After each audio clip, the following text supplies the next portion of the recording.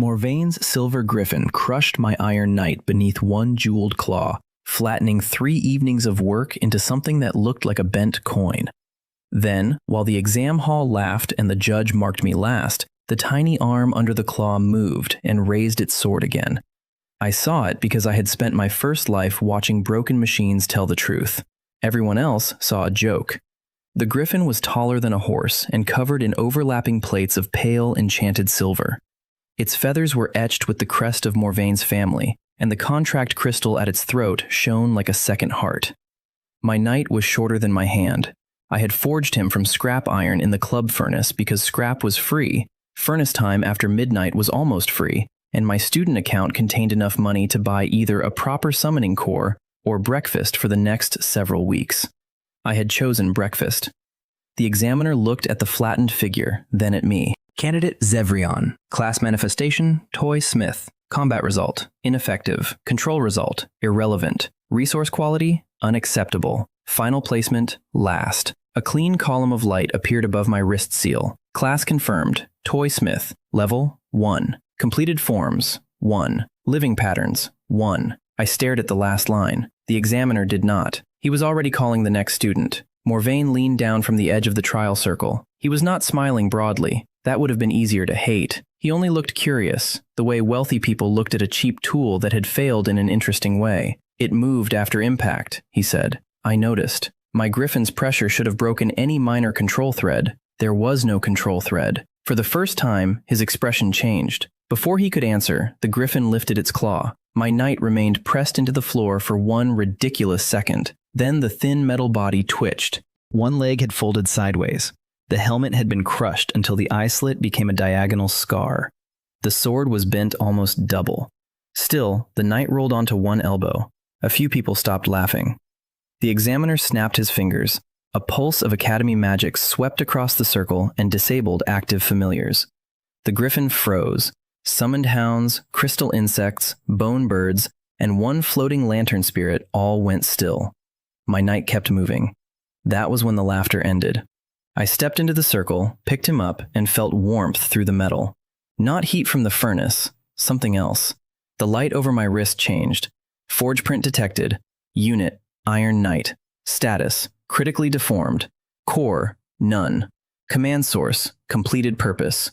Recommendation, do not melt. I had died once because I ignored a warning from a machine. In my first life, I repaired precision presses, clockwork display models, old milling equipment, and any strange mechanical object whose owner could not find replacement parts. I was not the engineer who designed the machines. I was the person called afterward when a bearing had worn unevenly, a safety catch no longer caught, or a gear had developed a chip no manual mentioned. The press that killed me had been older than I was. Its main ram had begun descending in short, irregular jerks. I had seen the polishing marks on one side of the guide rail. I had heard the click that came half a beat too late. I had known something in the brake assembly was binding. And because the workshop owner had a delivery deadline, because I had fixed worse things, because I believed I could hold the mechanism long enough for another worker to cut power, I had reached inside. The machine had taught me the final lesson of that life with absolute clarity. A moving mechanism did not care how confident you were. When I woke again, I was 15, feverish, poor, and named Zevrion, in a world where people bought living monsters with crystals. I had spent almost 3 years learning that the new world was built on a different kind of machinery. Magic flowed through engraved channels. Familiar contracts behaved like closed circuits. Elemental furnaces replaced gas burners. Enchanted alloys changed hardness depending on mana pressure. But worn hinges still sagged. Badly balanced tools still vibrated. Metal still confessed its problems through scratches, heat, noise, and deformation. That was comforting. The class was not. At Crown Forge Academy, class manifestation happened during the second-year assessment. Combat classes gained prestige. Summoners gained contracts. Artificers gained commissions. Toysmiths made festival decorations and children's practice figures. I had expected some kind of crafting class. I had even hoped for one. I had not expected the system to announce my professional destiny in a way that made half the hall laugh. I carried the damaged knight out of the examination chamber in my palm. Aelthar was waiting beside the doors with 2 cups of bitter furnace tea. She had failed to qualify for the elite materials track that morning, which meant she was in a good mood by her standards. "You came last," she said. "News travels quickly. The wall ranking is visible from here. Then news has excellent infrastructure." She handed me a cup and peered at the knight. Her hair was tied back with copper wire because she claimed cloth ribbons were a waste of tensile material. She studied metal the way priests studied sacred texts, except priests usually respected their gods more. "That is not a knight," she said. "That is a complaint." "He is still moving." "Yes, that is the alarming part." The knight's bent sword tapped twice against my thumb. Aelthar slowly lowered her tea. "Do that again." "I didn't do it the first time." The sword tapped once. She looked at me. I looked at her. Then we both started walking toward the old club forge without discussing it. The club forge occupied the lowest usable room of an abandoned west workshop. The upper floors had been sealed after a mana conduit failure years earlier. The lower room contained 1 small furnace, 2 anvils, a cracked quenching tank, a wall of hand tools, and enough dust to qualify as insulation. Valus, the club keeper, sat on a stool by the furnace reading a newspaper printed on cheap fiber sheet.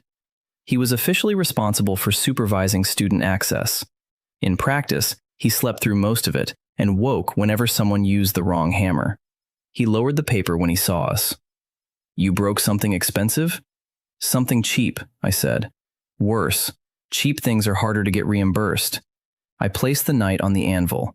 The tiny figure tried to stand. Its left leg collapsed. It fell, lifted itself, and tried again. Valus folded the newspaper. "That is not a contracted construct." "No." "No core?" "No." "No bound spirit?" "Not unless scrap iron develops religion when nobody is looking." Aelthar took a pair of magnifying lenses from the wall. "We need to inspect the fracture lines." "We need to report this," Valus said.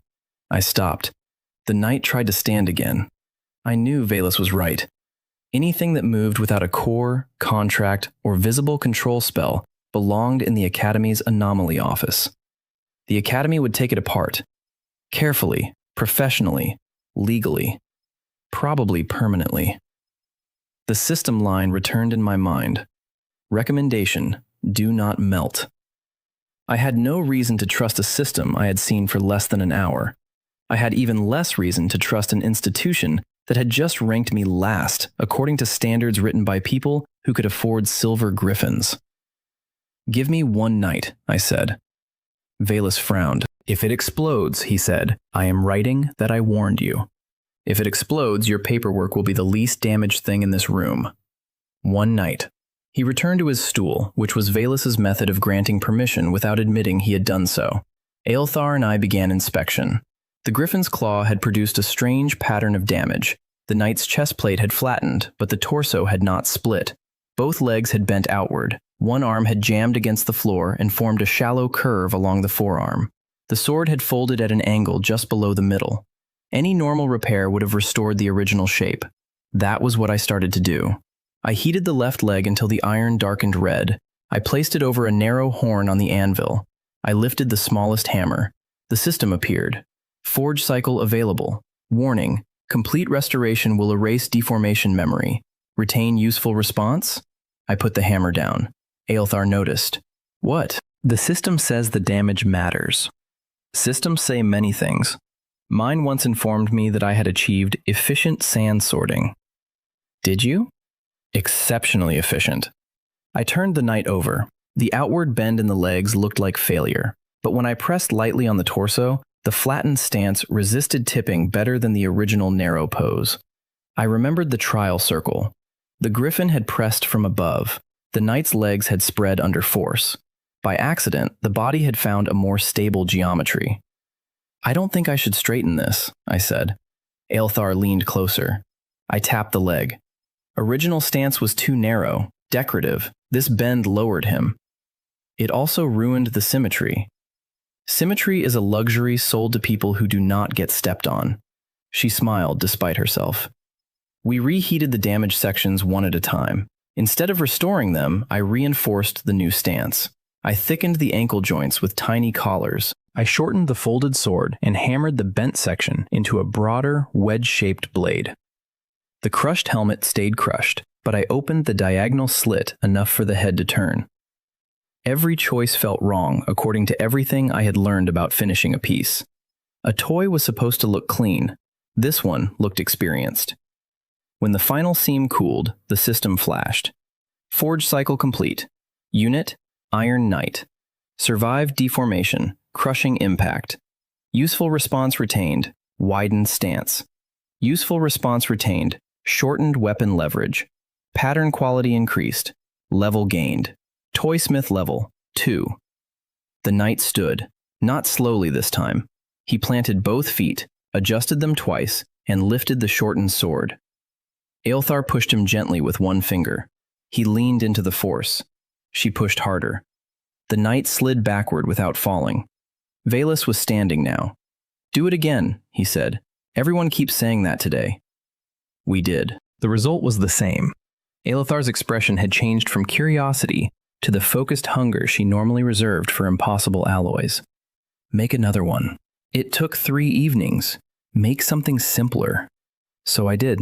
I chose a nail-length piece of scrap, heated it, drew it into a rough quadruped body, split the front and rear sections into paired legs, punched 2 small eyes, and pinched the front into a wedge that suggested a muzzle. It was ugly enough that Valus sighed while watching. "That wolf looks like a stool that regrets its career.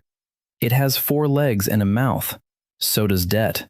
The system did nothing while the object was incomplete. That taught me the first rule. I added a tail for balance. I filed the feet. I cut a line for the jaw. I almost stopped there, but something in me disliked the blank body, so I added 2 shallow ribs along the sides. Not decoration exactly, but structure. The instant I decided it was finished, warmth passed through the tongs. Forge print accepted. Unit, Scrap Hound. Core, none. Purpose detected. Pursue, grip, return. Living pattern established. The little hound shook itself. Metal made no sound against metal because nothing inside it rattled. That silence disturbed me more than noise would have. I put it on the floor. "Bring me that nut," I said, pointing toward a brass nut near the furnace. The hound looked at the nut. Then it looked at me. Then it ran toward Valus's stool, seized one of the copper buttons from his coat hem, and returned proudly. Valus stared at the missing button. Aelthar covered her mouth. "Purpose detected," she said. "Interpretation not guaranteed." I took the button from the hound and returned it. "Wrong object." The hound sat. I pointed again. "Brass nut." This time it fetched the correct thing. The system pulsed. New principle observed. Purpose requires learned context. Experience gained through successful function. No level gained. I laughed. Not because the message was funny. Because for the first time since reincarnating, the future in front of me did not look like a narrower version of someone else's path. I could not afford a familiar. I could not command fire. I could not cut stone with aura or bind a storm spirit into a spear. But I could make a wolf from scrap iron that cost less than a bowl of soup. And when it failed, I could make it better. The next morning, the wall ranking still placed my name last. I barely noticed. For the first week, I slept badly and forged constantly. The system was strict in ways I appreciated. It did not reward unfinished experiments. It did not care that I had worked until my hands cramped. It did not give experience for repeating a successful figure without learning anything new. My second scrap hound produced almost no progression. My third produced none. When I deliberately changed the third one's legs to copy the first hound's balance, the system displayed a line that irritated and impressed me at the same time. Replication detected. Craft quality improved. Growth value negligible. Solve a new failure. "The system is rude," I told Aelthar. "Good. You respond well to rudeness." We learned through small disasters. A hound with a thin neck decapitated itself when it tried to stop too quickly.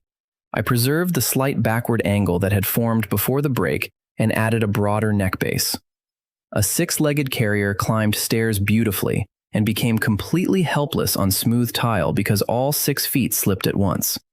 I roughened alternating feet and gave the rear pair tiny hooked edges. The knight learned to climb by using his shortened sword as a pick. He learned this without being told, which caused me to spend one uncomfortable evening wondering whether completed purpose meant I had accidentally created intelligence or merely an extremely persistent tool. When I asked the system, it did not answer directly. Living pattern depth, insufficient for self-definition, observation recommended. That became my habit. Observe first, repair second. I kept a notebook of every deformation, not damage alone, but response. Which leg bent, which joint survived, which body shape caused a unit to roll instead of snap, which mistakes the little machines repeated and which they somehow avoided after repair. Aelthar began adding material notes in the margins. Cheap iron took memory well, but fatigued quickly. Bronze retained fine movement but softened under heat. Spring steel produced aggressive motion because narrow parts stored and released force too easily. That last conclusion sounded absurd, until one of our steel hounds launched itself off a table and bit through a leather glove. Valus banned spring steel teeth inside the workshop. Temporary ban? I asked. Until I die. That could be temporary. Longer now that you said that. At the end of the first week, the Academy sent Quessar to inspect us. Quessar worked in familiar contracts and looked exactly like a man who had been disappointed by other people's paperwork for many years. He wore gray robes, carried 3 seal lenses, and spoke without wasting movement. He placed the Iron Knight under a contract prism. Nothing happened. He adjusted the prism. Nothing happened harder. He tested the scrap hound. The crystal remained clear. No core, he said. I told you. No embedded spirit. No external mana tether. No owner contract. No residual summoning circle. Those are all things I did not use. Quessar looked annoyed by my agreement. Move it. I told the hound to walk around the anvil. It did. Now you leave the room. I left. Through the doorway, I watched Quessar point at the brass nut. Bring that to me. The hound fetched it. Quessar became very still. He repeated the test with Aelthar, then Valus. The hound responded to all of them, though it ignored Valus when he told it to jump into the quenching tank. Why did it refuse? Quessar asked. Because it has been dropped into that tank twice, I said. You said it has no mind. I said I don't know what kind of mind it has. Quessar crouched and offered the hound his finger. It sniffed the metal ring on his glove, then sat. This cannot enter the familiar registry, he said. I felt my stomach tighten. Why? Because the registry records contracted living or spirit-bound entities. This is neither. So it is illegal? No. That surprised me. He stood. At present, it is legally a moving crafted object. Aelthar asked, like an enchanted broom? An enchanted broom requires a spell matrix. This does not. So like an unenchanted broom that walks. Quessar closed his eyes for a moment. Legally, he said, that is, unfortunately, closer. I should have been relieved. Instead, I looked at the Iron Knight, who had climbed onto my notebook and was standing on the page where I had drawn his original narrow legs. A moving, crafted object. The phrase bothered me more than I expected. Quessar sealed his report and turned to leave. At the door, he paused. Zevrion. Yes? Do not sell these yet. Why? Because the moment money moves, people who ignored a curiosity will begin deciding who owns the category. He left. Aelthar stared after him. That sounded like advice. From a contract officer, Valus said. Write down the date. I did not sell them. I rented them. That distinction bought us 9 days. A student from the lower residence paid 3 copper crescents to borrow 2 scrap hounds for an evening because something had been stealing food from the shared pantry. The hounds caught 6 cellar lizards and 1 sock. A maintenance team borrowed a 6-legged carrier to crawl through a narrow heating duct with a thread spool tied to its back. The carrier returned covered in soot, missing 1 foot, and extremely proud of itself. A first-year student borrowed the Iron Knight as a desk guard because her roommate kept taking ink sticks. The knight struck the roommate's fingers with the flat of his sword until the theft stopped. By the 10th day, the club forge had earned enough to buy new coal. By the 12th, enough for proper files. By the 15th, enough that Valus stopped pretending he was not pleased. Then Morvain came to the forge. His silver griffin could not fit through the door, so it waited outside with its head lowered beneath the lintel. Students in the corridor gave it a wide path. Morvain stepped inside, looked at the hounds running between workbenches, the carriers stacked beneath shelves, and the Iron Knight standing on the furnace ledge. You made more. That is generally what a forge is for. His gaze settled on the Iron Knight. That one should not still exist. The knight pointed his shortened sword at him. Morvain's mouth twitched. He remembers me. He remembers being stepped on. Same thing. He placed a small velvet case on the anvil and opened it. Inside lay a blue core the size of a plum.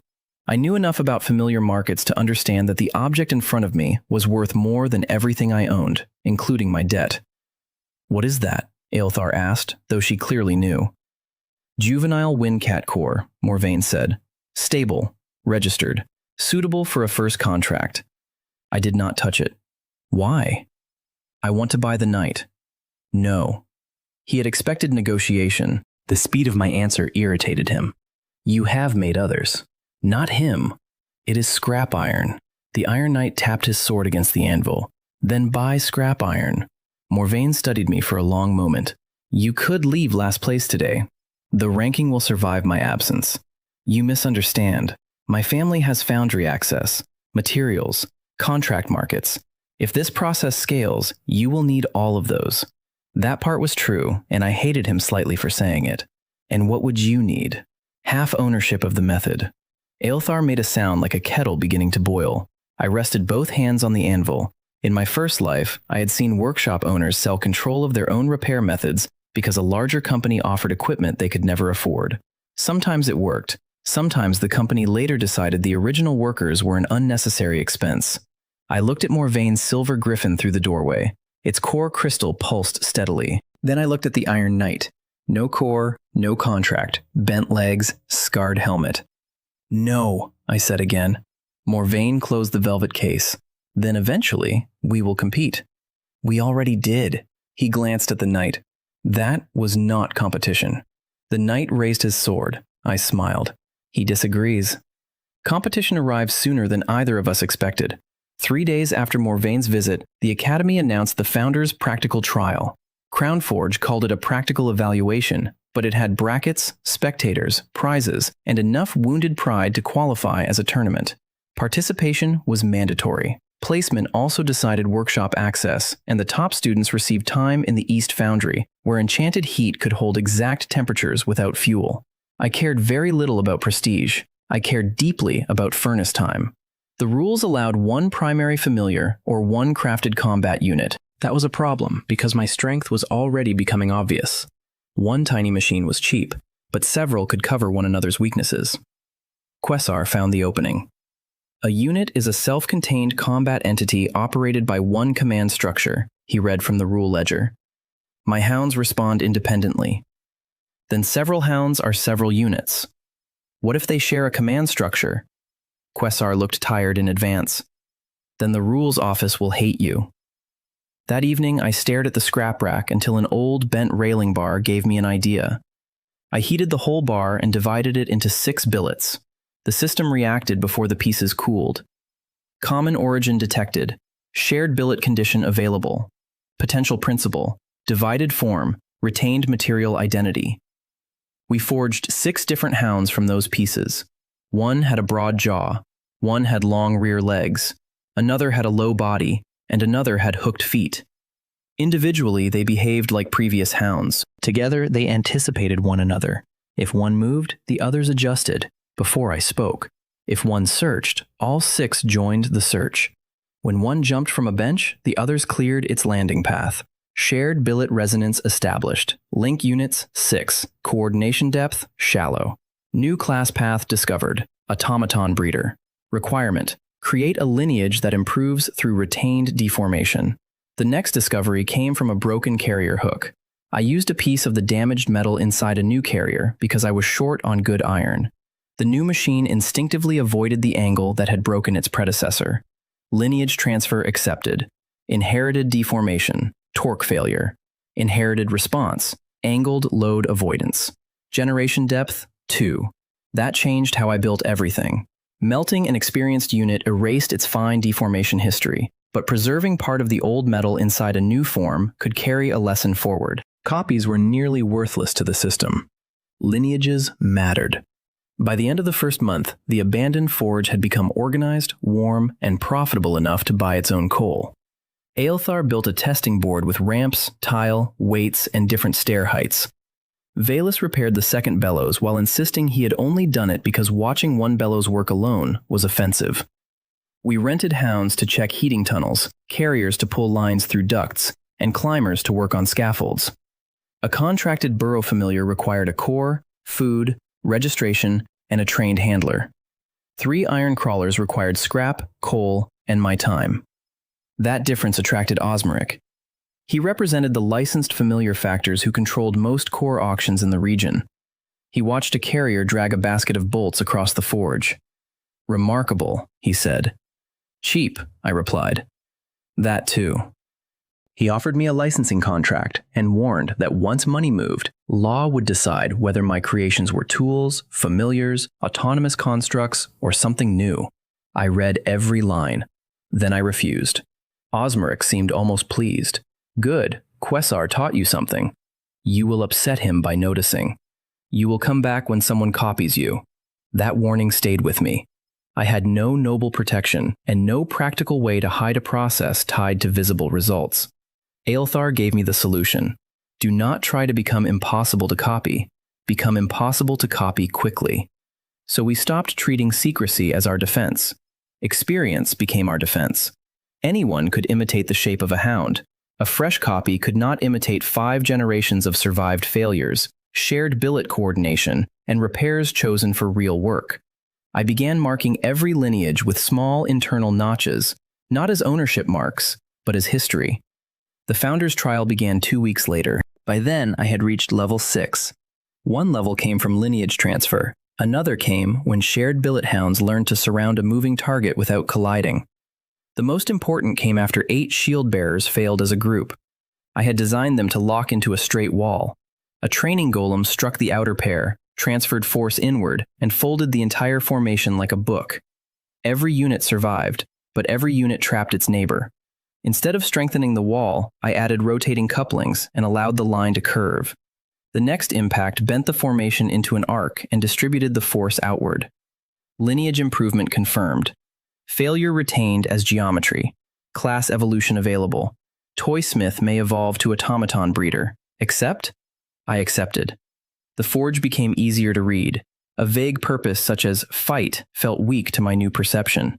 A precise purpose such as close distance, grip a moving limb, and hold felt sharp. Specialization made units stronger and stranger. A gripping hound became bad at fetching. A balance carrier refused unsafe jumps. A shield unit protected its assigned target even when retreat would have been smarter. I still could not decide where purpose ended and personality began. The Iron Knight refused to help with the question.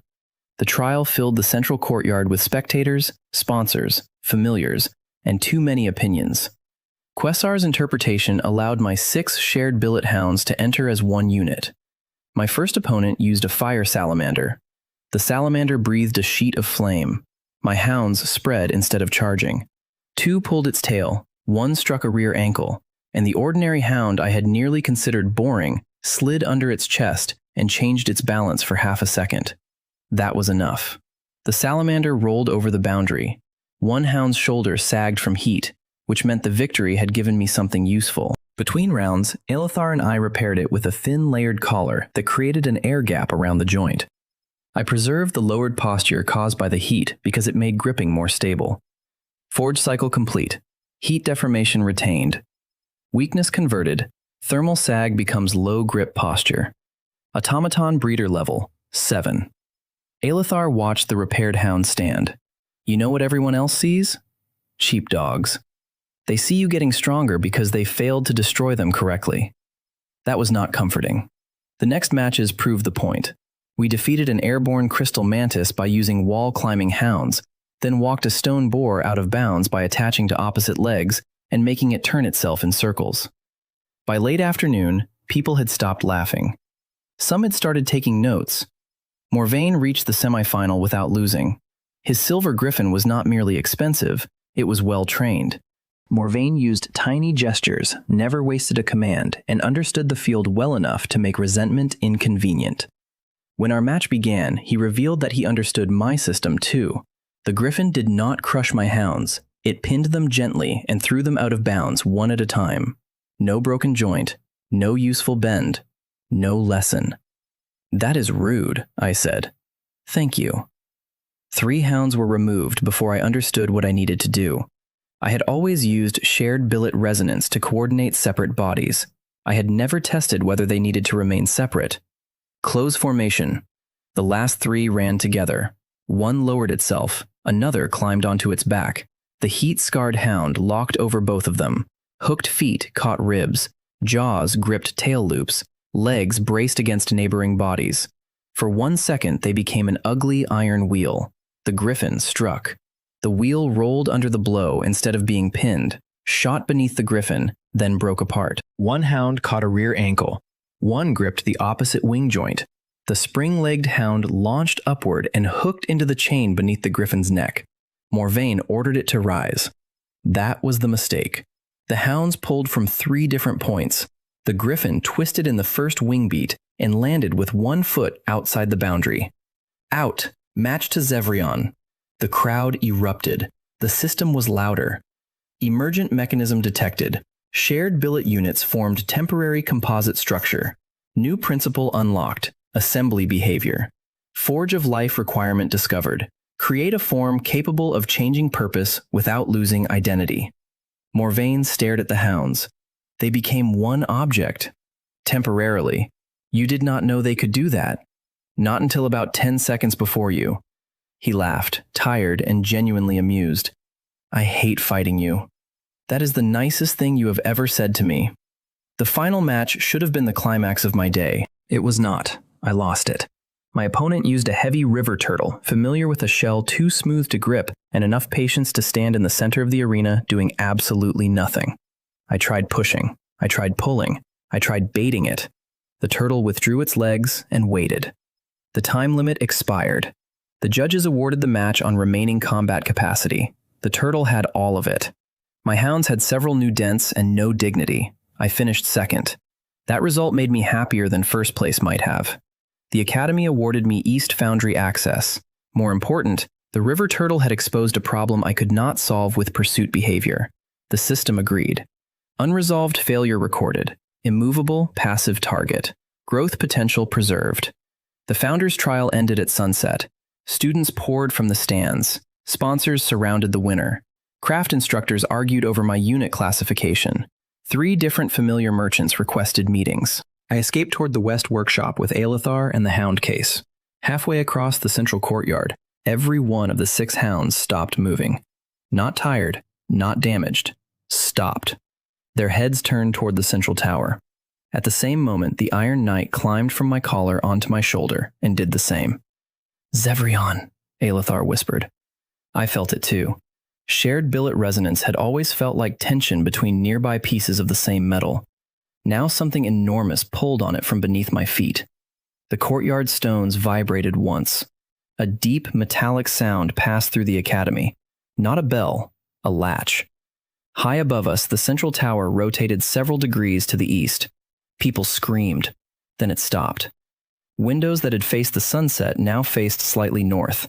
A flock of birds fled the roof. The system appeared without my calling it. External forge print detected. Scale exceeds user authority. Material kinship, unknown.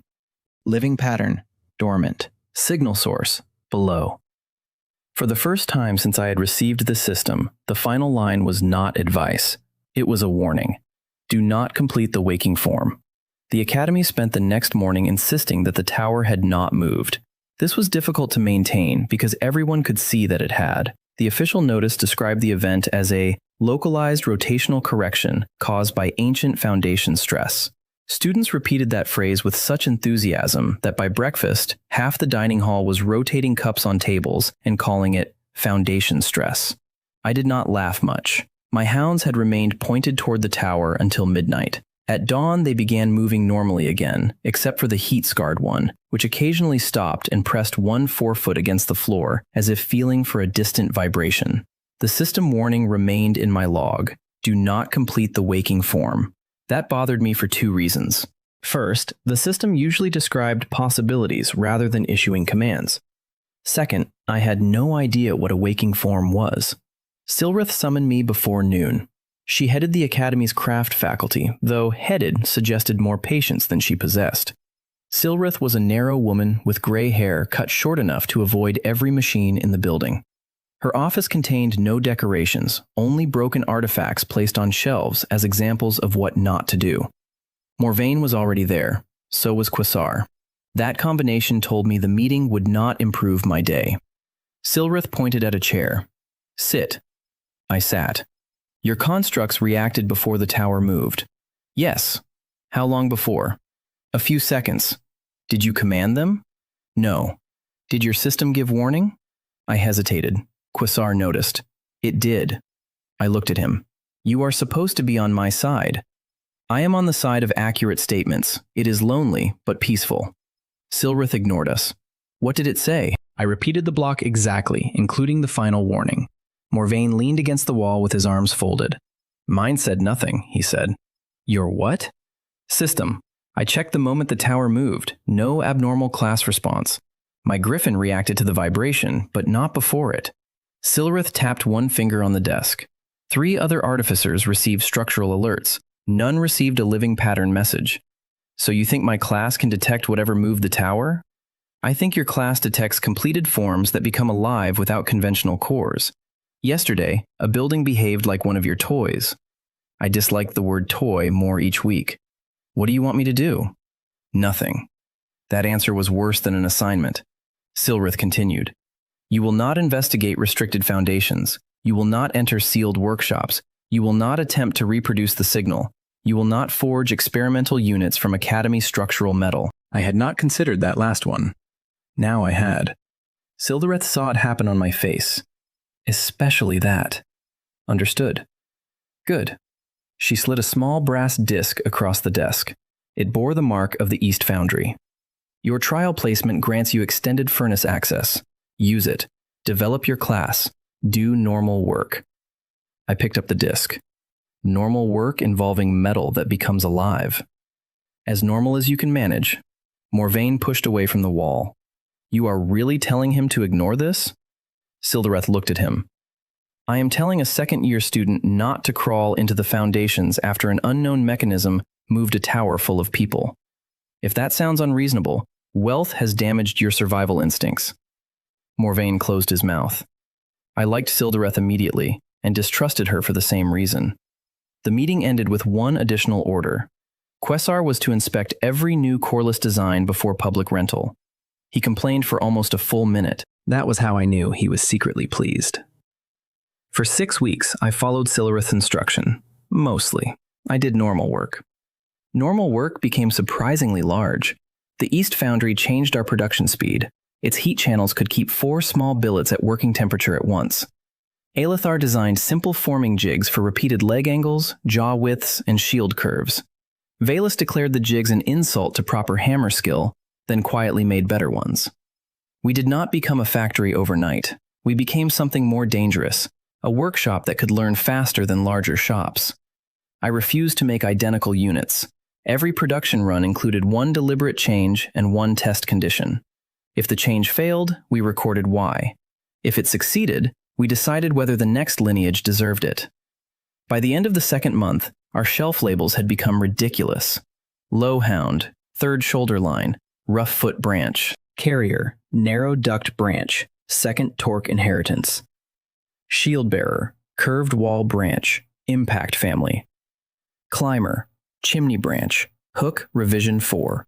Quasar asked whether we intended to invent a language no regulator could understand.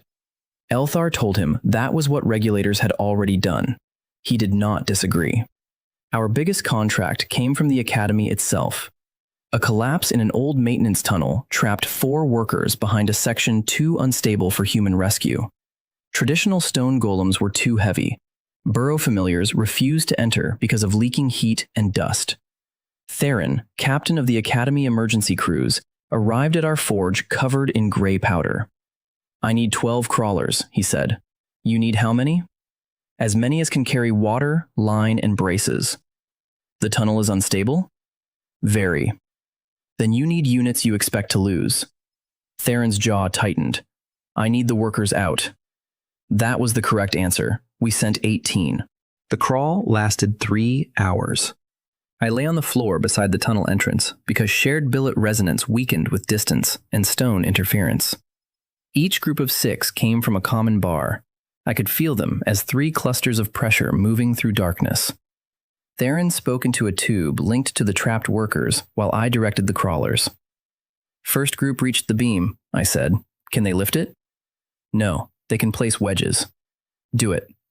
The first cluster braced 3 tiny screw wedges beneath a cracked support. The second carried water skins. The third dragged a thin guide rope. Then the floor shifted. The pressure behind my eyes snapped. 6 signals vanished at once. I stopped breathing. What? Theron asked. Collapse. Third group. Workers? We waited. The speaking tube crackled. A voice came through. Alive. Still here. Dust. Can't see. Theron exhaled. I looked at the blank place in the resonance where 6 units had been. They were tools, I told myself. Moving, crafted objects. I had sent them because losing iron was better than losing people. All of that remained true. It still hurt. The Iron Knight stood beside my hand. He placed 1 foot on my thumb. I did not know whether it meant anything. I decided it did. Second group, I whispered. Follow the rope. Search for the collapsed cluster if the route allows. Rescue workers first. The remaining 12 moved. 2 hours later, the trapped workers crawled out one by one. The last carried a metal bundle against his chest. He dropped it beside me. 5 of the 6 buried crawlers were tangled together around a broken section of rope, crushed, bent. 1 split nearly in half. The 6th was missing. They were under the beam, the worker said, holding a gap. I don't know how. I did. Assembly behavior. The 5 had locked together into a brace. They had changed purpose from carrying to supporting because the situation demanded it. The system appeared. Critical function completed. Linked units altered purpose under autonomous pressure. Original identity retained. Requirement fulfilled. Class evolution available. Forge of life. I did not accept immediately. Theron crouched beside the crushed cluster. Can you repair them? Most. Do it. Academy pays. That is not why. He looked at me, then nodded once. I carried the 5 back to the forge. We did not straighten them completely. The way their bodies had interlocked beneath the beam mattered. Elthar mapped every contact point. We reforged hooks where legs had crossed. We added shallow locking grooves where torsos had pressed together. The next generation of rescue crawlers could deliberately become a brace. Only after the final unit stood did I accept the class evolution. Forge of life. New authority. Adaptive purpose. Completed forms may develop secondary function through experienced necessity. Restriction. Secondary function cannot be assigned directly. Restriction. False danger produces no growth. New perception. Pattern continuity. The last ability changed how I saw everything. Not with my eyes exactly. When I touched the repaired crawler, I could sense a continuity running through its metal. Not magic flow, not heat. A chain of form decisions. Where it had been forged, how it had bent, which repair had preserved which response, what parts came from earlier generations. The Iron Knight felt like a dense knot of continuity. A new hound felt thin. The East Foundry itself felt like nothing. The floor beneath it did not. I froze with one hand on the stone. Far below, faint but unmistakable, something answered my new perception. A pattern continuity so vast I could not follow it. I pulled my hand away. The system warned me immediately. External living pattern detected. Continuity age, unreadable. Current form, incomplete. Waking progress, 1 stage. Do not complete the waking form. So naturally, I went to find Ruvathar. Ruvathar maintained the oldest Academy archive and had the permanent expression of someone who suspected history would behave better if students stopped touching it. His archive occupied a narrow building near the north wall. Shelves climbed 3 stories around a central reading pit. Paper, etched metal sheets, memory glass, bound leather, and stone tablets coexisted with no visible organization. Foundation plans? I said. No. You have them? Yes. Can I see them? No. Why? Restricted. By whom? People who understood that future students would ask annoying questions. I placed Silrith's East Foundry disk on his desk. I have structural access. To a furnace, not history. I placed Quesar's anomaly inspection seal beside it. Ruvathar looked at the seal. Did he give you that? He gave it to the forge for inspection records. So, no. I added Theron's emergency service token, which he had told me to use if I needed access to rescue infrastructure. Ruvathar stared at the three objects. You have assembled authority from unrelated permissions. That is still assembly. I dislike you. Valus says that usually means yes. Valus steals shelving brackets. That explained several things. Ruvathar eventually allowed me to view public foundation plans from the Academy's earliest reconstruction period. The word reconstruction caught my attention.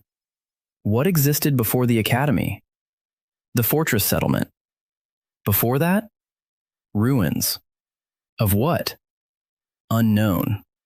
That seems like something historians would want to know.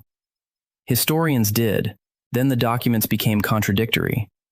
He brought out a stack of thin bronze sheets etched with building outlines. The oldest Academy maps were strange. Modern Crown Forge had grown outward in rings. The central tower stood in the middle, surrounded by lecture halls, residences, foundries, courtyards, and defensive walls. On the old maps, many buildings had been drawn as long enclosed chambers with rounded ends. Corridors curved where straight lines would have been easier.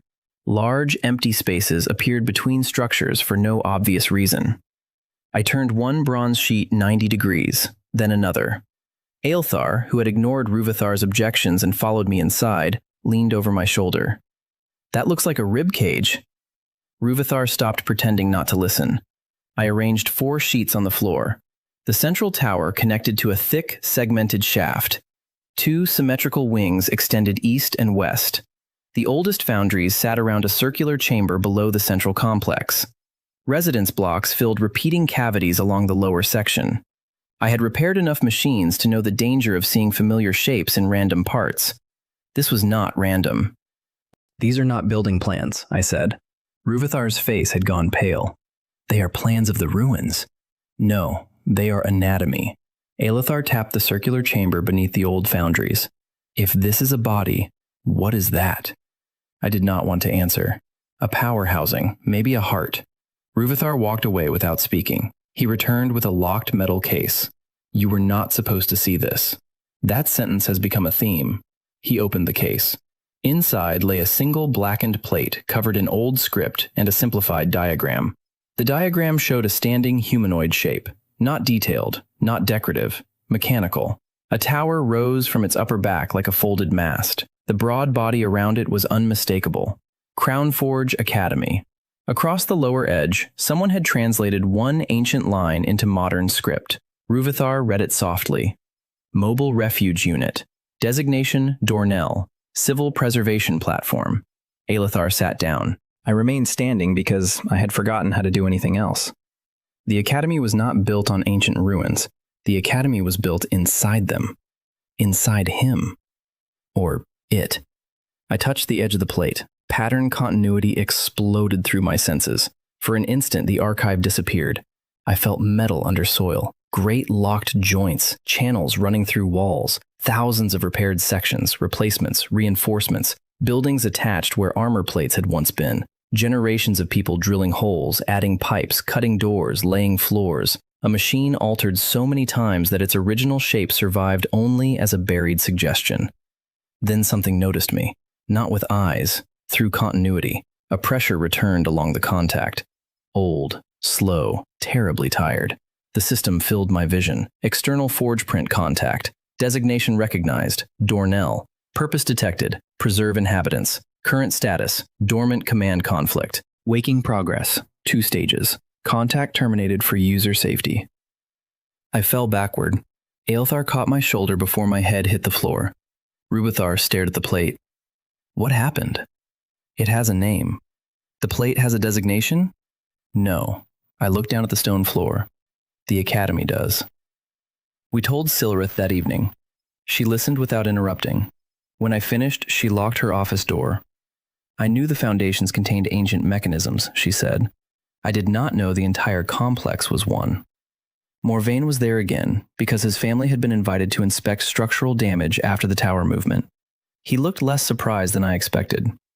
My father once said the oldest core mines beneath Crown Forge had machine-cut walls, he said. I turned toward him. Core mines? The room went quiet. Morvain realized what he had said. What core mines? I asked. Silrith answered before he could. The academy sits above one of the oldest licensed core extraction sites. I stared at her. You mine familiar cores under the school? Not under active buildings. The extraction shafts extend beyond the southern foundations. How old? Centuries. I thought of Dornell's enormous buried continuity, then of the contract crystals hanging from familiars' throats. Show me one. Morvain's expression changed. Zevrion, show me a raw core from the mine. He did not move. I understood before anyone answered. Your family buys from it. My family operates part of the refining chain. Show me. Silrith opened a cabinet and removed a sealed sample box. Inside lay an unrefined gray-blue core threaded with metallic veins. I touched the glass. Nothing. Open it. That is not necessary, Silrith said. Yes, it is. Morvain stepped between me and the box. If you are thinking what I think you are thinking, do not decide before testing.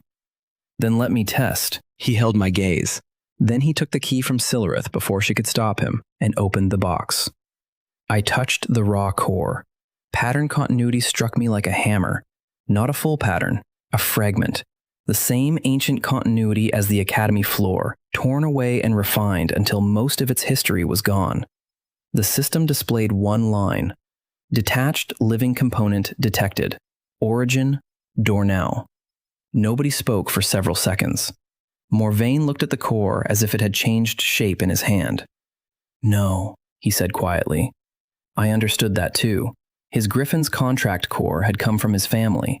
His family had built status, wealth, and identity around the belief that cores were mineralized magical organs formed in deep earth. Maybe some were. This one was not. How much of the academy has been mined? I asked. Silrith sat behind her desk. For the first time since I met her, she looked old. We need records. Ruvithar found them. The oldest extraction reports called the cores sleeping nodes. Later reports called them foundational crystals. 2 centuries later, after the original meaning was forgotten, they became simply cores. The mining had slowed over time because rich veins became harder to find. No one had connected that decline to the academy's increasingly frequent structural failures. I did. A machine can survive astonishing abuse if damage accumulates slowly enough for people to mistake decline for age. Dornell had been losing parts of himself for generations. Worse, every extracted node was refined into familiar cores and carried away. Pieces of his original control network were scattered across the country inside contracted creatures. Morvain sat in the archive with both hands covering his face. The Griffin. I knew what he was thinking. Its core is refined. The pattern is mostly erased. Mostly. I don't know what that means for it. Neither do I. That uncertainty became the center of everything. If we announced the truth without understanding it, thousands of familiar owners might panic and destroy their contracts. If the cores contained active fragments of Dornell, breaking them could harm him. If they did not, the revelation could still collapse the economy around familiar breeding, transport, rescue, agriculture, security, and noble power. Osmeric arrived at Crown Forge 2 days after Silrith quietly requested core ledgers. He walked into the forge while I was repairing a line of rescue crawlers. You found something, he said. Good afternoon to you too. 3 extraction houses received preservation orders on old records. Crown Forge requested unrefined samples from private collections. Morvain canceled 2 family core purchases. You found something. Aelithar put down her hammer. What do you think we found? I think the tower moved and your metal animals listened. Osmeric looked at me. I think you discovered a relationship between the foundations and core deposits. I said nothing. He smiled without humor. Silence is useful confirmation. Then ask worse questions. Are the deposits dangerous? Potentially. Are they finite? Obviously. Are they part of the structure? I did not answer. He breathed out slowly. There it is. There what is? The reason everyone will lose their minds. Osmeric surprised me again. He did not demand secrecy. He demanded time. If you announce that familiar cores are structural components of the academy, every contract market will freeze by morning. Hospitals use healing familiars. Farms use rain spirits stabilized by cores.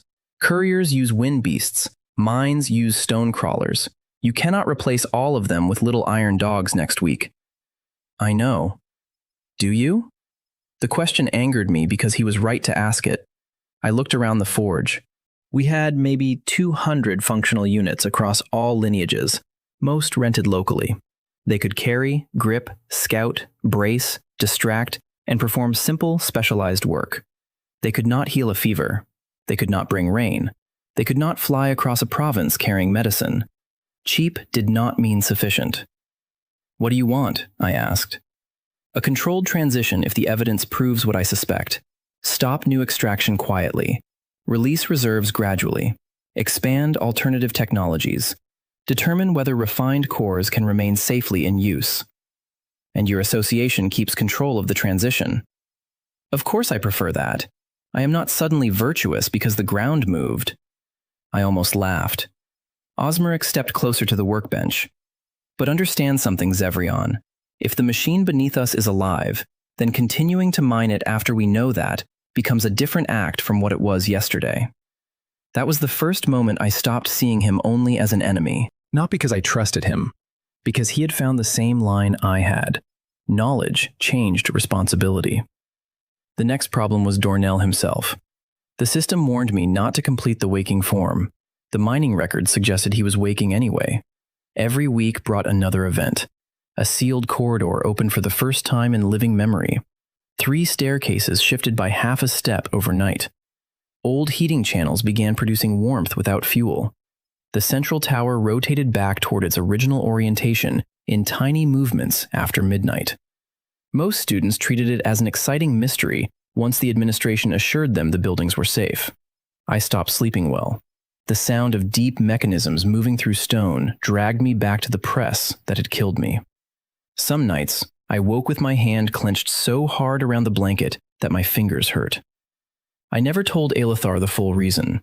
I had told her about my old world months earlier. Not everything. Just enough that she knew I remembered another life with different machines and no visible system. Reincarnation was rare, but not unheard of in old religious stories. She had believed me after asking 17 technical questions about bearings. One night, she found me sitting on the forge floor while the academy vibrated faintly beneath us. "You are listening for it," she said. "Yes. The old machine?" "Both of them." She understood. "The one that killed you is not here." "I know. Knowing is not helping." "No." She sat beside me. We listened to the floor. After a while, she said, "You keep trying to repair everything before it moves. That is usually the safe order." "Maybe, but you cannot put the academy on an anvil." "Not with that attitude." She laughed once. Then the floor clicked beneath us. Both of us stopped. A panel in the far wall slid open. Behind it waited a narrow passage descending into darkness. The Iron Knight climbed from the workbench and walked toward it. The system appeared. External pattern requests contact. Designation, Dornell. Waking progress, 3 stages. Warning remains active. I stared into the passage. Aelithar looked at me. "Sillarith told you not to enter sealed foundations. That was before the foundation opened the door. That argument will not help when she kills us. Then we should bring evidence." The Iron Knight reached the threshold and turned back. For the first time, he beckoned with his sword. I stood. Evidence appears impatient. The passage beneath the forge smelled of rust, old dust, and the faint mineral cold of places that had not exchanged air for centuries. I brought 6 rescue crawlers, a lantern, chalk, and the Iron Knight. Aelthar brought 3 alloy probes, 2 hammers, and the expression of someone who had already decided that if we died, she intended to be technically correct about the cause. The walls were not stone. They had been covered in stone. Where the outer layer had cracked, I saw dark metal beneath it, thick enough that my probe could not find an edge. Curved ribs crossed the ceiling. Channels ran under the floor like veins. The deeper we went, the stronger pattern continuity became. I did not need to touch anything now. Dornell surrounded us. Every corridor was part of him. Every patch told a history. Here, an ancient joint had been locked and built over. There, a ventilation channel had become a sewage pipe generations later. A chamber once designed to hold machinery had been converted into a cellar, then sealed, then forgotten. He was not an academy pretending to be a machine. He was a machine that people had slowly taught to become an academy. The passage ended at a circular door. No handle, no keyhole. The Iron Knight approached it. A narrow slot opened at his height. A beam of pale light passed over him. Then, the entire door unfolded into 6 overlapping plates. Aelthar whispered, "I hate that it likes him." "He has excellent manners," the knight marched through. Beyond lay a chamber taller than the West Workshop and shaped like the inside of a great mechanical joint. Thousands of thin metal filaments hung from the walls, most dark. A few pulsed with blue light. At the center stood a pedestal. On it rested no core, only a shallow, hand-shaped depression. The system appeared. Contact interface recognized. Warning, direct continuity exchange may alter both patterns. Proceed? I should have gone back for Silrith. I knew that. I also knew Dornell had opened a door specifically to us.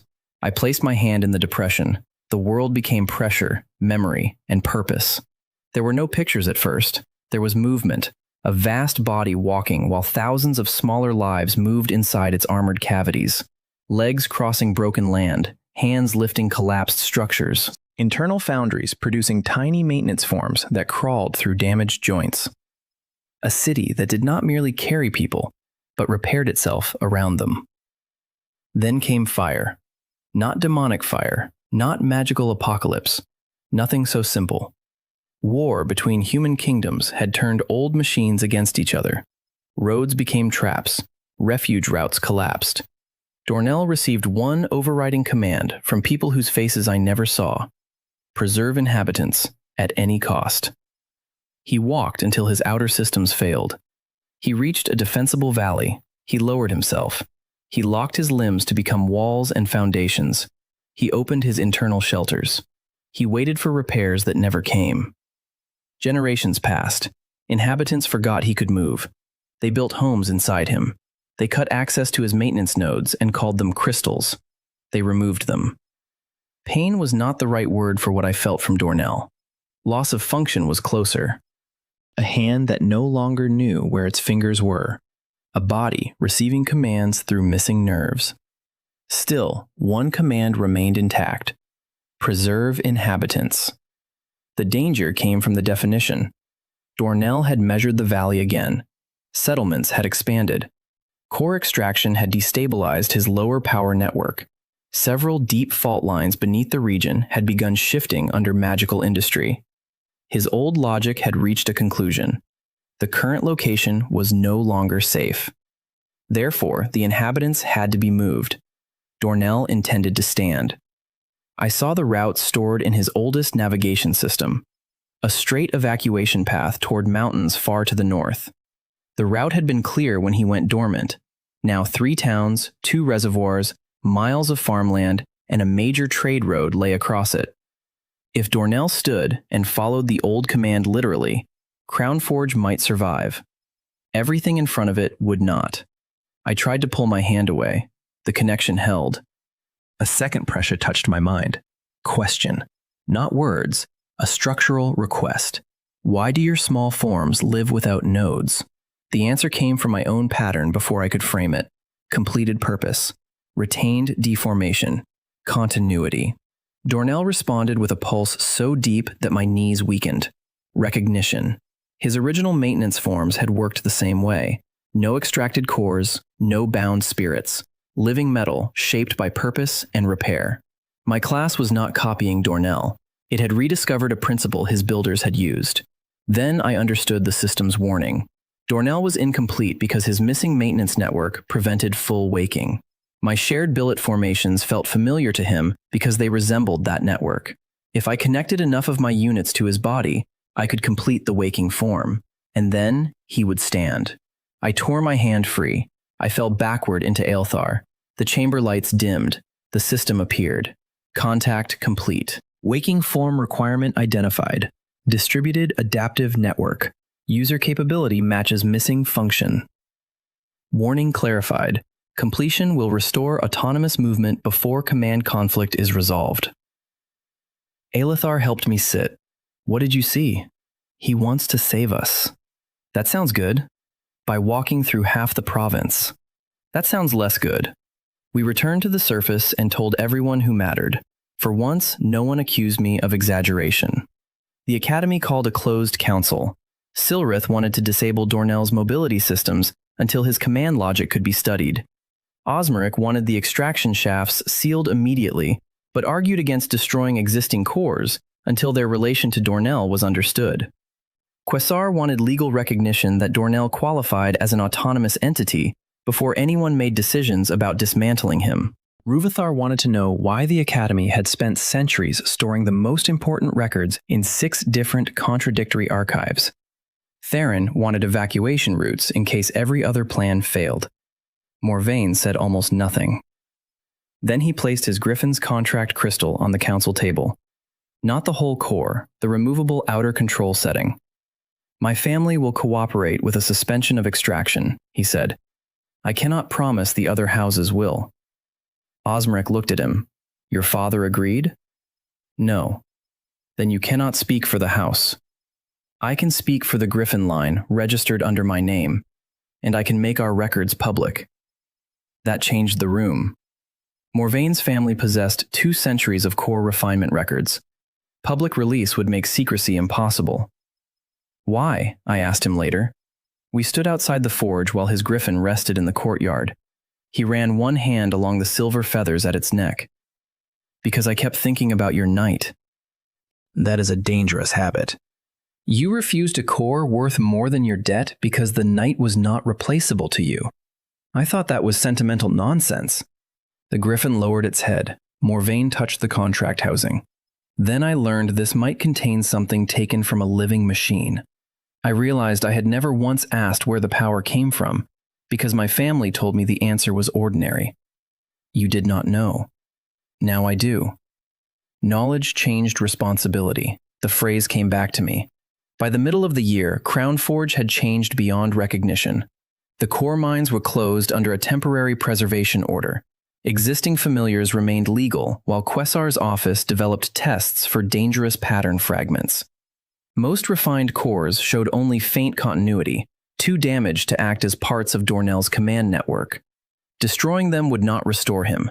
Returning them would not help. Their energy had become part of the familiar systems built around them. That answer was morally inconvenient, which made me trust it more. We could not undo centuries by collecting crystals and pushing them back into the ground. We had to stop making the wound larger and build something else. The West Forge became that something, not alone. I finally learned to ask for help. It was harder than forging spring steel. Aelthar organized material branches and trained student smiths to prepare components that I could personally finish into living forms. Valus managed scrap intake with frightening efficiency and never explained why damaged railings from across the academy appeared in our yard before official disposal notices were posted. Quasar wrote a provisional legal category called Autonomous Crafted Forms, then spent weeks fighting everyone who tried to shorten it to toys. Theron developed rescue standards based on acceptable unit loss and recovery. Morvain tested our designs against real familiars and became brutally good at exposing weaknesses without destroying the lineage history. I still had to personally complete every living form. That remained the limit. The system did not allow a factory to stamp out life while I slept. At first I thought this would prevent scale forever. Then Aelthar changed the question. Why are you forging every leg? Because I have to personally forge the completed form. That is not what I asked. She placed 6 preformed leg blanks on the table.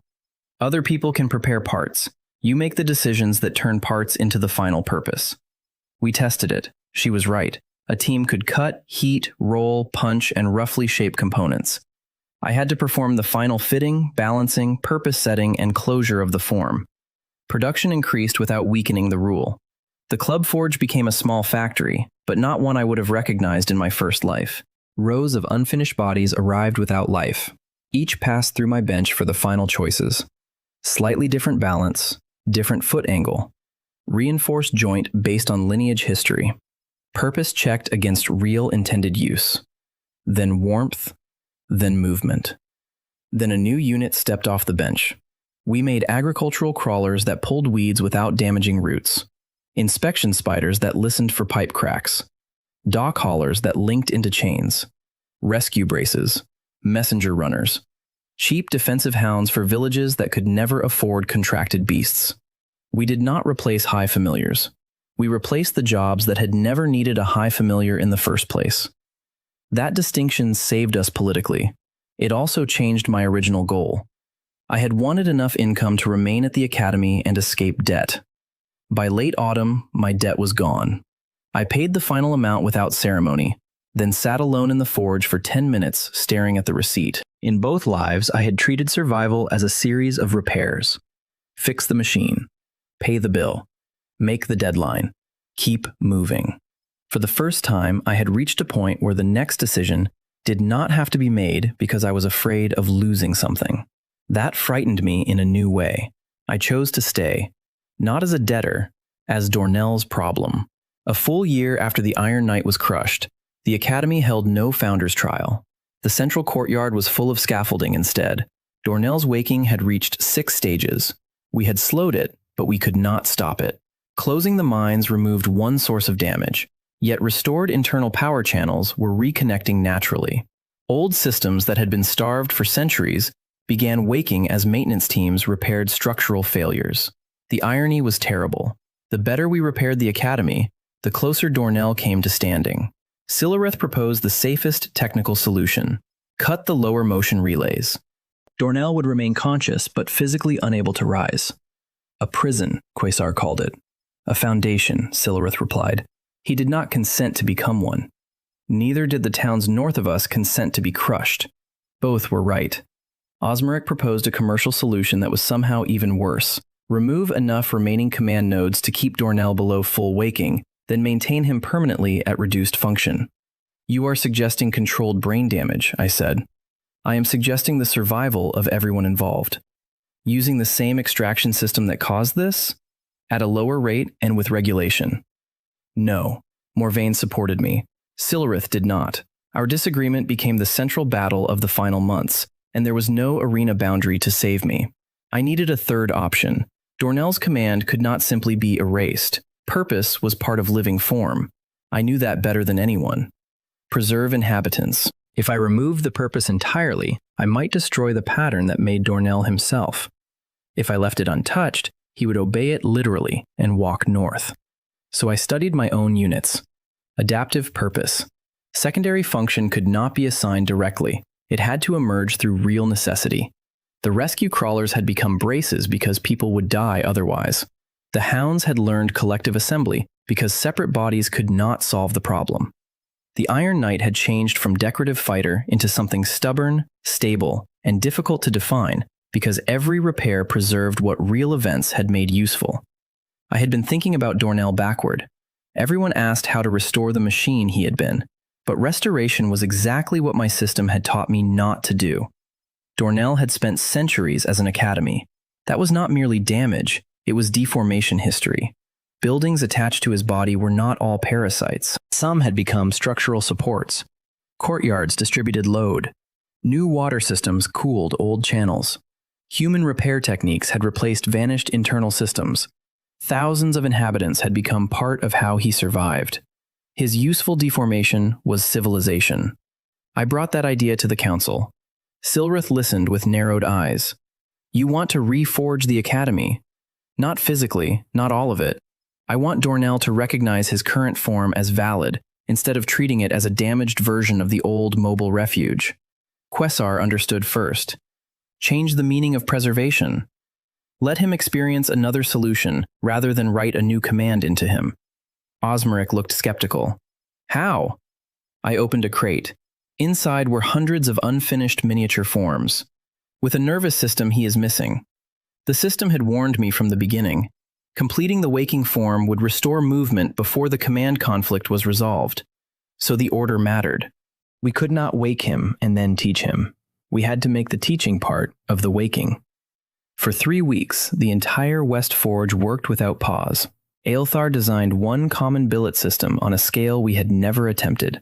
Instead of one bar divided into 6 units, we used a single massive batch of compatible iron melted together, cast into rods, then distributed across the forge. Every rod carried material identity from the same original melt. Students prepared thousands of components. I finished them in groups. Not soldiers, not hounds. Connectors. Tiny adaptive forms built to crawl into Dornell's dead channels, feel load, carry signals, brace cracks, and link with one another. Each was simple. Together, they formed a distributed network. The work nearly broke me. My hands blistered, hardened, split, and healed. I slept in short stretches beside the furnace. Valus forced food into my hands. Aelthar banned me from the anvil twice when my hammer strikes lost consistency. You are not the only part of this mechanism, she said. A year earlier, I would have ignored her. This time, I stopped. That was my own useful deformation. The final day began with the ground shaking. Dornell reached the 7th waking stage before we were ready. Across Crown Forge, old locks released. Walls shifted. The central tower unfolded upward, not rotating this time, but extending, hidden metal segments rising beneath its stone shell. In the courtyard, paving stones cracked along a line that curved like the edge of an enormous shoulder. Theron began evacuation. Silrith ordered emergency shutdown teams toward the lower relays. I stopped her at the forge door. If you cut them now, he may never reconnect safely. If I do not, he may stand today. Give me one attempt. You do not have all the connectors finished. Enough are finished. Enough is not a measurement. It is today. She looked past me at the courtyard where hundreds of tiny metal forms waited in crates. If this fails? I remembered the press, the guide rail, the late click, the moment when I had believed confidence could substitute for a safe shutdown. Then you cut the relays, I said, and I will not stop you. Silrith nodded. That trust hurt more than argument. We opened every access route Dornell had shown us. Thousands of miniature connectors entered the academy, through vents, through foundation cracks, through maintenance shafts, along old channels beneath floors where students had walked for generations without knowing what lay below. Shared billet resonance hit me like a storm. I had controlled 6 units comfortably. Dozens had been difficult. Hundreds required abstraction. Thousands were impossible as individuals. So I stopped trying to command individuals. I gave purpose. Find discontinuity. Connect.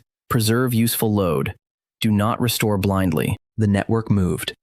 The system flooded my vision with messages too fast to read. Shared billet depth increasing. Assembly behavior expanding. External continuity accepted. Adaptive purpose conflict detected. I entered Dornell's contact chamber with the Iron Knight on my shoulder. Aelthar came with me. The chamber was fully lit now. Every filament in the walls pulsed blue. The pedestal opened before I touched it. I placed my hand in the depression. Dornell woke. This time, the connection did not show me the past. It showed me the present. Every living connector became a point of touch. I felt the academy as a body, a dormitory resting inside an old armor cavity, a library supported by a joint that had not moved in centuries, the West Forge glowing beside what had once been a repair organ, water pipes running through channels originally designed for coolant, trees growing in soil accumulated over dorsal plating, people moving everywhere, not cargo, not inhabitants stored inside a machine. Participants in the form. Dornell's old command surged. Preserve inhabitants. Navigation systems powered. Deep beneath the academy, something enormous unlocked. Above us, people screamed as one buried leg shifted. The system warning turned red in my vision. Waking form complete. Autonomous movement restored. Command conflict unresolved. I did not try to overwrite him. I pushed the network outward. Feel this, I thought, though no words crossed the connection. Feel what you are now. The connectors carried load information from every repaired section. They showed Dornell the centuries of changes he had classified as damage. A human-built buttress that had replaced a failed rib. A masonry wall that prevented an old armor section from twisting. A reservoir whose weight now balanced a locked hip assembly. A foundry heat channel that kept ancient mechanisms from freezing. The academy itself had become a stable configuration. Different from the original. Not broken. Different. Dornell resisted. Original purpose demanded mobility. Threat detected. Move inhabitants. Preserve. The pressure became unbearable. I felt the old press again in the rhythm of his unlocking joints. Metal moving with too much force to stop by hand. My first instinct was the same as it had been in my old life.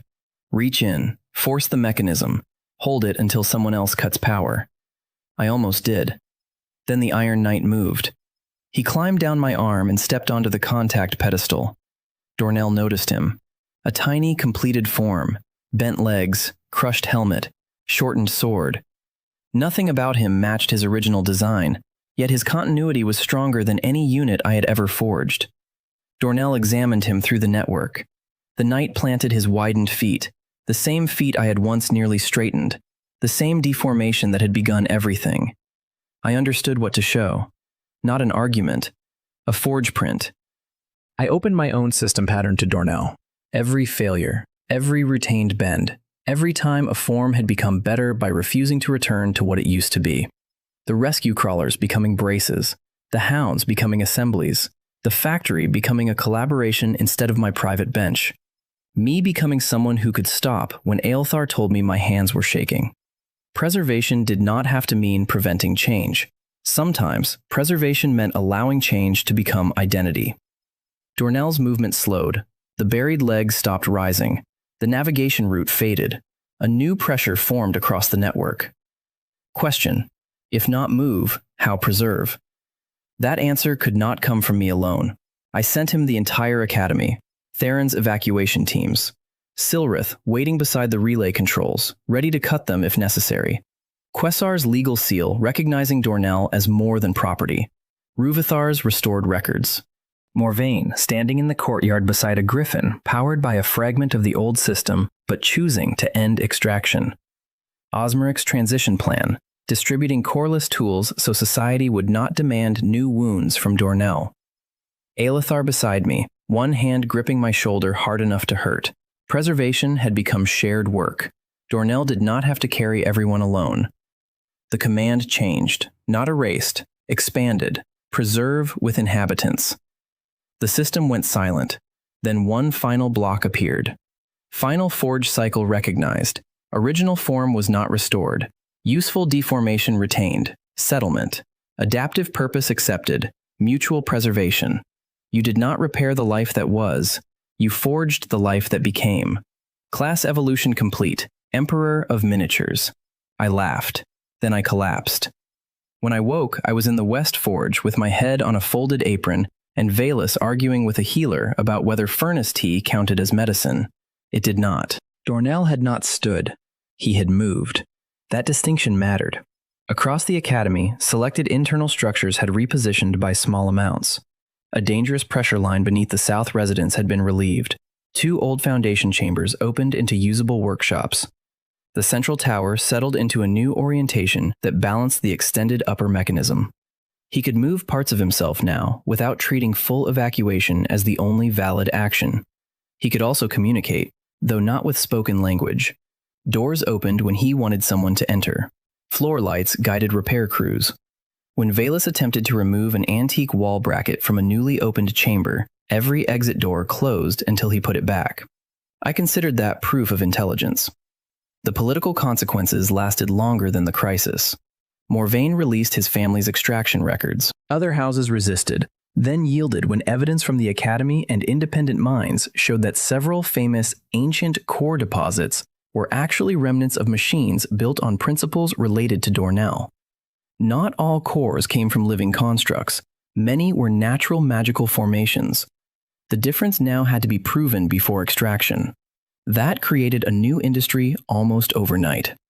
Osmeric hated the paperwork and became one of its strongest defenders. If I must suffer regulation, he told me, I intend to make everyone suffer accurate regulation." Quesar nearly smiled when he heard that. Existing familiars were not destroyed. The refined cores inside them had long since become part of new living systems. Quesar's tests showed that most could continue safely. New extraction from Dornell stopped permanently. Core prices rose. Coreless automation expanded. The world did not transform cleanly. Nothing real ever had. Some workshops copied our simple forms and discovered that shape alone produced lifeless metal. Others developed their own methods of semi-autonomous craft using enchantment rather than forge prints. Familiar breeders adapted. Farmers used iron crawlers for ordinary labor and saved expensive spirits for weather work. Rescue teams combined hounds, braces, and healing familiars instead of pretending one technology had to defeat the other. That pleased me more than total victory would have. The ranking wall at Crown Forge still existed. One afternoon, more than a year after the exam, I walked past it and discovered my name near the top of the craft list. I stopped for perhaps 3 seconds. Then I continued to the forge because a new carrier lineage had developed an annoying habit of turning left whenever overloaded. Some things mattered more than rankings. My system had changed with the final class. Emperor of Miniatures did not give me infinite control. It gave me the ability to create civic patterns, networks of simple forms that could divide responsibility, develop local secondary purposes, and reconnect without waiting for every command from me. The limitation remained beautiful. I still had to complete the foundational forms personally. They still had to learn from real use. They still needed repair. Nothing became free. Nothing became perfect. I had once thought power meant reducing failure. Now I understood that some forms of power came from surviving failure without erasing what it taught. On the anniversary of the Founders Trial, Crown Forge held a very different public demonstration. No brackets. No forced matches. The central courtyard became a working field. Rescue units assembled a temporary bridge. Agricultural crawlers repaired irrigation channels.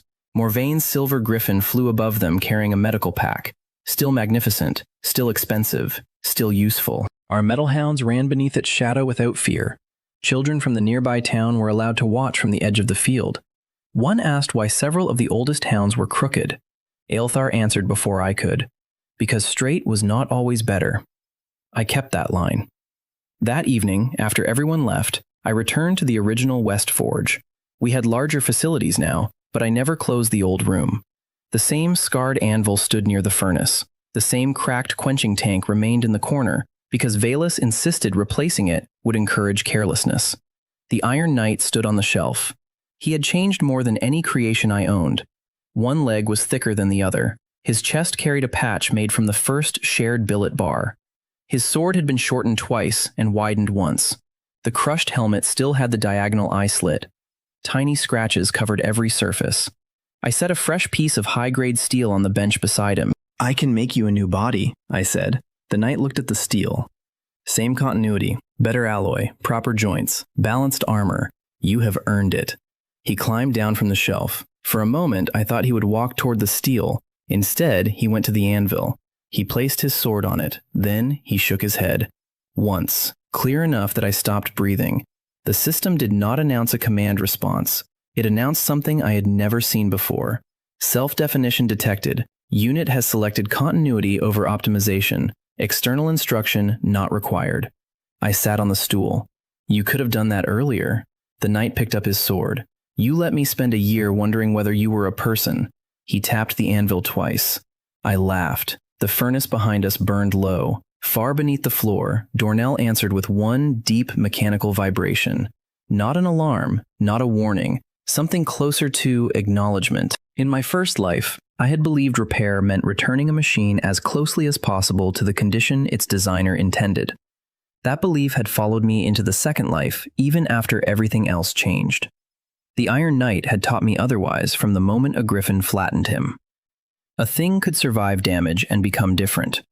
A workshop could become a factory without becoming mindless. A refuge could become an academy without becoming broken. A frightened repairman could become responsible for living metal without learning to control every moving part.